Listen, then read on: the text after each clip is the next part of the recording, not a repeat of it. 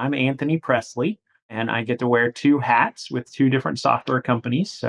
One of those companies is TimeForge that I founded in 2007. I'm the CEO, and that company is all about labor management, everything from hyperlocal recruiting through to earned wage access. I also have the privilege of wearing a second hat, and that second hat is that I get to be the chief technology officer for a company called Custom Business Solutions. And we're a value added reseller and an ISV that's in the restaurant space. And we've been around for about 30 years, and I get the joy of doing both positions. There's large size differences. The TimeForge is a smaller company. There's only about 11 employees, and that's on purpose. That we were part of a much larger organization that touched almost 600 employees, and after we spun out, we decided that we did not want to have more than 20 A players, and so we spent a lot of time automating. CBS is a much larger organization. We've got about 60 W-2 employees and then another 40 or so contractors that work full time for us. And so, call it 100 people in that organization.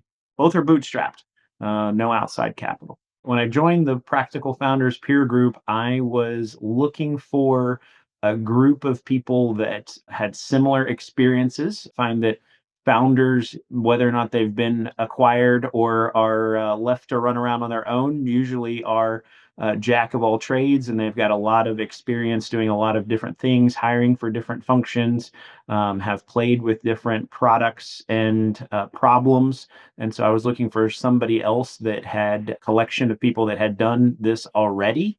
Ideally, some people that were bigger than me and had seen some problems that I was going to need to see around the corner, and maybe could get up to speed on that before we ran into that buzzsaw.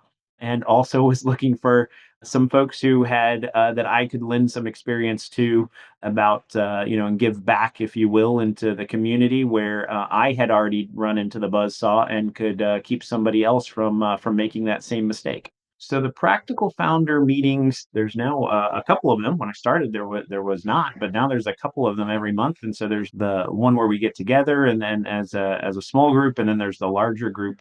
I have found value in both of those. The smaller group get to know everybody quite intimately, their problems, their families. It really becomes a friend group, and there is certainly the phrase that misery loves company. But we all get to learn a little bit from one another, and inevitably, if I'm doing great with sales this month, I'm having a problem with dev or tech or something, and somebody in that group can actually chime in and help out. Whereas next month or next quarter, I might be doing great with dev or tech or support or whatever, and but there'll be some other aspect of the business that's hurting, because that's just how it is always. And then the larger groups have been quite interesting to be able to step back a little bit and see what the we'll call it the larger software community is doing. And Greg has done a great job of lending his network and bringing the network effect. So we get to meet a bunch of people that have very lasered focus on other aspects, whether or not that's offshoring or marketing or funnels, and those kinds of things are very helpful. Save me the time of having to go learn those things. I can just grab somebody who's again already been there, done that, and just assume they know what's going on. I don't have to go wonder whether or not this person's going to sell me something next week that I'm going to have to go, oh wait, that's not really what I wanted.